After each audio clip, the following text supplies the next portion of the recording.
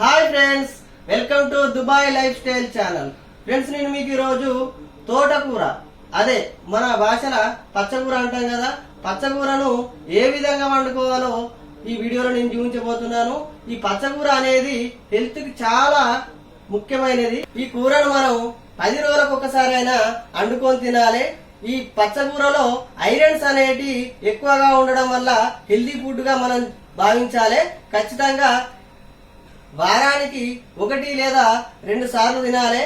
ఈ వీడియోని మీరు చివరి వరకు స్కిప్ చేయకుండా చూడండి, ఎందుకంటే ఇది షార్ట్ వీడియో కాబట్టి స్కిప్ చేయకుండా చివరి వరకు చూస్తేనే ఈ వీడియో అర్థమవుతుంది. అలాగే మన ఛానల్ ని ఎవరైతే సబ్స్క్రైబ్ చేసుకుని వారు ఉంటారో సబ్స్క్రైబ్ చేసుకొని పక్కనే ఉన్న గంటను కొట్టండి. మీరు సబ్స్క్రైబ్ చేసుకోవడం వల్ల మాకు మరింత ఉత్సాహాన్ని ఇచ్చిన వారు అవుతారు. మరిన్ని వీడియోలు కూడా చేయడానికి అవకాశం ఉంటుంది. అలాగే ఈ వీడియోని లైక్ చేయండి, మీ బంధువులకు షేర్ చేయండి. అలాగే ఇప్పుడు తయారీ విధానానికి ఏమేం కావాలో నేను మీకు ఈ వీడియోలో చూపిస్తాను. నేను ఇక్కడ కట్ చేసుకొని వాష్ చేసుకొని పెట్టుకున్నటువంటి పచ్చకూర, అదే తోటకూరను ఈ విధంగా తీసుకున్నాను. తర్వాత ఒక 2 టమాటాలు, ఉల్లిగడ్డలు, పచ్చిమిర్చి, ఒక ఉల్లిపాయను ఈ విధంగా సన్నగా కోసుకొని ఉంచుకోవాలి. 2 కళ్యామాకు రిక్కలు, ఒక 4 ఎండుమిరపకాయలు. ఇలా స్టవ్ ఆన్ చేసుకొని ఒక గంజును పెట్టుకోవాలి. గంజు వేడైనాక ఇందులోకి ఒక 2 పావులంతా నూనెను పోసుకోవాలి. నేను ఇక్కడ అందాజ కొద్ది పోస్తున్నాను. నూనె వేడైనాక ఒక చిన్న చెంచుడంతా జీలకర్ర, అలాగే ఆవాలు, ఇవి వేగిన తర్వాత సన్నగా కోసుకున్నటువంటి ఈ ఎల్లిపాయ ముక్కల్ని ఇందులో వేసుకోవాలి. తర్వాత కళ్యామాకును వేసుకోవాలి. అదేవిధంగా మనం ఎండుమిర్చిని తీసుకున్నాగా వీటిని కూడా ఇందులో వేసుకోవాలి. ఇప్పుడు ఒకసారి వీటిని అటు ఇటు కలుపుకోవాలి. ఈ వేగిన తర్వాత ఇందులోకి సన్నగా కోసుకున్నటువంటి పచ్చిమిర్చిని వేసుకోవాలి. ఈ పచ్చిమిర్చిని అటు ఇటు కలుపుతూ కొంచెం వేయించుకోవాలి.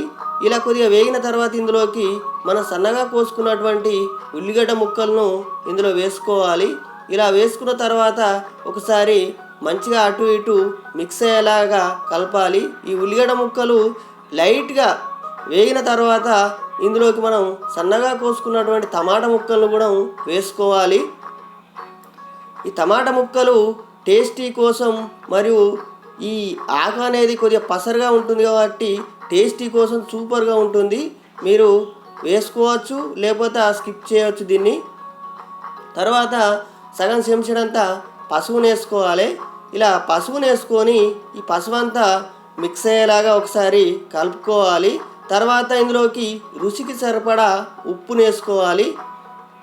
ఎందుకంటే మనం ఇక్కడ కారపొడి యూజ్ చేస్తలేం, పచ్చిమిర్చిని మాత్రం యూజ్ చేస్తున్నాం కదా, అందుకోసమని ఈ విధంగా ఉప్పుని వేసుకోవాలి.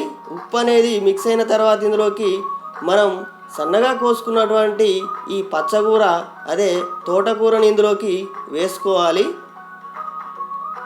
ఈ తోటకూర చిన్నపిల్లలకు చాలా మంచిది ఇది, ఎందుకంటే 18 సంవత్సరాలకే కళ్ళద్దలత్తున్న రోజులల్లా ఈ ఆకుకూర అనేది అప్పుడప్పుడు పిల్లలకు తినిపించాలి. ఈ విధంగా మిక్స్ చేసుకోవాలి మంచిగా ఈ ఆకుకూరను. తర్వాత ఒక 2 నిమిషాల పాటు మూత పెట్టుకొని మీడియం ఫ్లేమ్లో ఉడికించుకుందాం. చూడండి, 2 నిమిషాల తర్వాత ఆల్రెడీ ఉడకడం స్టార్ట్ అయిపోయింది. నీళ్ళు అనేటివి బయటకు వచ్చేసినాయి. ఈ విధంగా మధ్య మధ్యలో కలుపుతూ నీళ్ళు అనేటివి మొత్తం ఇంకిపోయేలాగా అటు ఇటు కలుపుతూ ఉడికించుకోవాలి.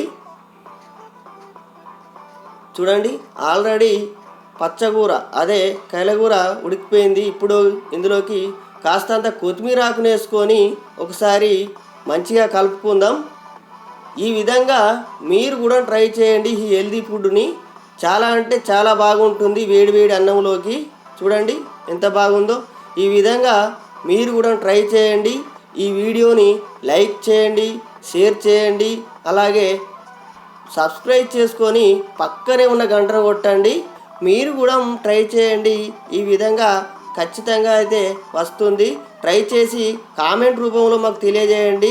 Thank you for watching Dubai life style channel.